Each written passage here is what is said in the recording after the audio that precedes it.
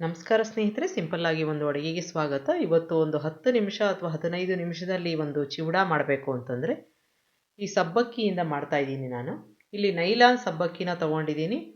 ಮತ್ತು ನಾರ್ಮಲ್ ಆಗಿ ನಾವು ಅವಲಕ್ಕಿಯಿಂದ ಮಾಡ್ತೀವಲ್ಲ ಅದೇ ರೀತಿಯಾಗಿ ಮಾಡೋದು, ತುಂಬ ಸುಲಭ. ಹೇಗೆ ಮಾಡೋದು ಅಂತ ನೋಡೋಣ. ಮೊದಲನೇದಾಗಿ ಒಂದು ಬಾಣಲೆನಲ್ಲಿ ನಾನು ಎಣ್ಣೆ ಇಟ್ಕೊಂಡಿದ್ದೀನಿ. ಎಣ್ಣೆ ಚೆನ್ನಾಗಿ ಕಾದಿರಬೇಕು.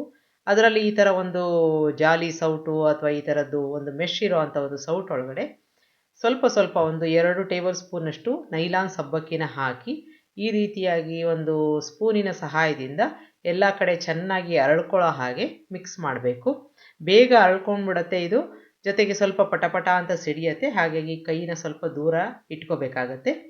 ಈಗ ಎಣ್ಣೆ ಹದವಾಗಿ ಕಾದಿದ್ರೆ ಎಲ್ಲ ಚೆನ್ನಾಗಿ ಅರಳತ್ತೆ ನೋಡಿ. ಹಾಗೆ ಹೋಯಿತು. 1 ಅಥವಾ 2 ನಿಮಿಷ ಮ್ಯಾಕ್ಸಿಮಮ್ಮು ಎಲ್ಲ ಚೆನ್ನಾಗಿ ಅರಳತ್ತೆ. ಇದನ್ನು ಒಂದು ಪೇಪರ್ ಟವಲ್ ಮೇಲೆ ಹಾಕೋತಾ ಹೋಗೋದು. ಈಗ ಮತ್ತೊಮ್ಮೆ ತೋರಿಸ್ತಾ ಇದ್ದೀನಿ. ಜಾಸ್ತಿ ಹಾಕ್ಕೊಳ್ಳೋಕ್ಕೆ ಹೋಗಬೇಡಿ, ಇಲ್ಲ ಅಂತಂದರೆ ಚೆನ್ನಾಗಿ ಅರಳಲ್ಲ. ಈ ರೀತಿಯಾಗಿ ಸ್ಪೂನಿನ ಸಹಾಯದಿಂದ ಈ ಥರ ಮಾಡಿದ್ರೆ ಅಕಸ್ಮಾತಾಗಿ ಎಲ್ಲಾದರೂ ಅದು ಕೆಳಗಡೆ ಒಂದು ಅರಳದೆ ಹೋದರೆ ಅದು ಕೂಡ ಚೆನ್ನಾಗಿ ಅರಳತ್ತೆ. ಇದೇ ರೀತಿಯಾಗಿ ನೀವು 1 ಕಪ್ಗೆ ಸುಮಾರು ಒಂದು ಬಾಕ್ಸ್ ತುಂಬ ಆಗುತ್ತೆ. ಹಾಗಾಗಿ ಜಾಸ್ತಿ ಹಾಕೋ ಅವಶ್ಯಕತೆಯೂ ಇಲ್ಲ. ಈ ರೀತಿಯಾಗಿ ಎಲ್ಲ ಮಾಡಿಕೊಂಡು ತೆಗೆದಿಟ್ಕೊಳ್ಳೋದು. ಮೊದಲನೇದಾಗಿ ಸಬ್ಬಕ್ಕಿ ಎಲ್ಲ ಆಯಿತು.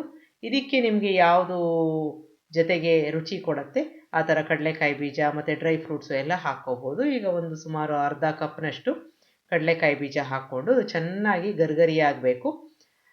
ನಾರ್ಮಲಾಗಿ ನಾವು ಅವಲಕ್ಕಿದು ಅಥವಾ ಕಡಲೆಪುರಿದು ಮಾಡ್ತೀವಲ್ಲ ಅದೇ ರೀತಿ ಮಿಕ್ಕೆಲ್ಲ ಪದಾರ್ಥಗಳನ್ನ ಹಾಕ್ಕೊಳ್ಳೋದು.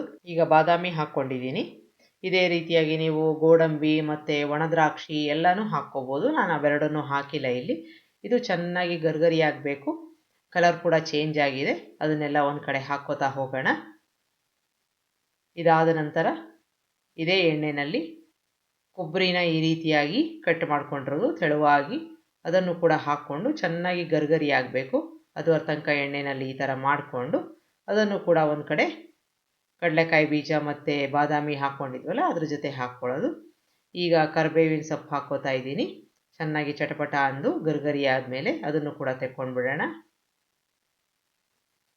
ಈಗ ಕೊನೆಯಲ್ಲಿ ನೀವು ಬೇಕಾದರೆ ಒಣಮೆಣಸಿನ್ಕಾಯಿ ಹಾಕ್ಕೋಬೋದು. ನಾನಿಲ್ಲಿ ಹಸಿಮೆಣಸಿನ್ಕಾಯಿ 2 ಉದ್ದಕ್ಕೆ ಸೀಳಿರೋ ಅಂಥದ್ದು ಮೈಲ್ಡಾಗಿ ಸ್ಪೈಸಾಗಿ ಇಟ್ಟಿದ್ದೀನಿ ನಾನು. ಹಾಗಾಗಿ ಅದನ್ನು ಮಾತ್ರ ಹಾಕ್ಕೊಂಡಿದ್ದೀನಿ ನೋಡಿ. ಈ ರೀತಿಯಾಗಿ ಆಗಿರುತ್ತೆ. ಎಲ್ಲನೂ ಬೇಗ ಆಗುತ್ತೆ ಮತ್ತು ತುಂಬ ಗರ್ಗರಿಯಾಗಿರುತ್ತೆ. ಒಂದು ಏರ್ ಟೈಟ್ ಬಾಕ್ಸ್ನಲ್ಲಿ ಹಾಕ್ಕೊಂಡ್ರೆ ಸುಮಾರು ಒಂದು 10 ದಿನ ಇದು ಚೆನ್ನಾಗಿ ಬರುತ್ತೆ ನೋಡಿ. ಈ ಥರ ಮಾಡಿದಾಗ ಗೊತ್ತೇ ಆಗಲ್ಲ ಅದು ಸಬ್ಬಕ್ಕಿದು ಅಂತ. ತುಂಬ ಗರ್ಗರಿಯಾಗಿರುತ್ತೆ, ಚೆನ್ನಾಗಿರುತ್ತೆ. ಈಗ ಒಂದು ಬಾಣಲೆಗೆ ಹಾಕ್ಕೊಂಡು ಎಲ್ಲವನ್ನು ಮಿಕ್ಸ್ ಮಾಡ್ಕೊಳ್ಳೋಣ. ನಿಮಗೆ ಕಲರ್ ಬೇಕು ಅಂತಂದರೆ ಸ್ವಲ್ಪ ಅರಿಶಿನ ಹಾಕ್ಕೋಬೋದು, ಅಥವಾ ತುಂಬ ಸ್ಪೈಸಿಯಾಗಿ ಬೇಕು ಅಂತಂದರೆ ರೆಡ್ ಚಿಲ್ಲಿ ಪೌಡರ್ನ ಹಾಕ್ಕೋಬೋದು, ಚಾಟ್ ಮಸಾಲ ಹಾಕ್ಕೋಬೋದು. ಯಾವ ರೀತಿ ಬೇಕಾದರೂ ಅದನ್ನು ವೇರಿಯೇಷನ್ಸು ಮಾಡ್ಕೋಬೋದು. ರುಚಿಗೆ ತಕ್ಕಷ್ಟು ಉಪ್ಪು ಹಾಕ್ಕೊಂಡಿದ್ದೀನಿ. ಹಸಿಮೆಣಸಿನ್ಕಾಯಿದು ಖಾರ ಇದೆ. ಮಿಕ್ಸ್ ಮಾಡಿದ್ರೆ ನೋಡಿ ಈ ರೀತಿಯಾಗಿ ಆಗುತ್ತೆ. ತುಂಬ ಚೆನ್ನಾಗಿರುತ್ತೆ, ತುಂಬ ಮೈಲ್ಡಾಗಿರುತ್ತೆ.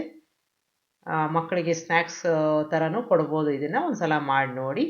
ಆದರೆ ಇದನ್ನು ಏರ್ ಟೈಟ್ ಬಾಕ್ಸ್ನಲ್ಲಿ ಹಾಕೋದನ್ನು ಮಾತ್ರ ಮರಿಬಾರ್ದು. ಈಗ ಚೆನ್ನಾಗಿ ಮಿಕ್ಸ್ ಮಾಡ್ಕೊಂಡಿದ್ದೀನಿ. ಒಂದು ಸಲ ಮಾಡಿ ನೋಡಿ, ನಿಮ್ಮ ಅಭಿಪ್ರಾಯ ತಿಳಿಸಿ. ನಿಮಗೆ ರೆಸಿಪಿ ಇಷ್ಟ ಆದಲ್ಲಿ ಲೈಕ್ ಮಾಡಿ, ಶೇರ್ ಮಾಡಿ, ಕಮೆಂಟ್ ಮಾಡಿ. ನನ್ನ ಚಾನಲ್ಗೆ ಸಬ್ಸ್ಕ್ರೈಬ್ ಮಾಡಿ. ನಮಸ್ಕಾರ.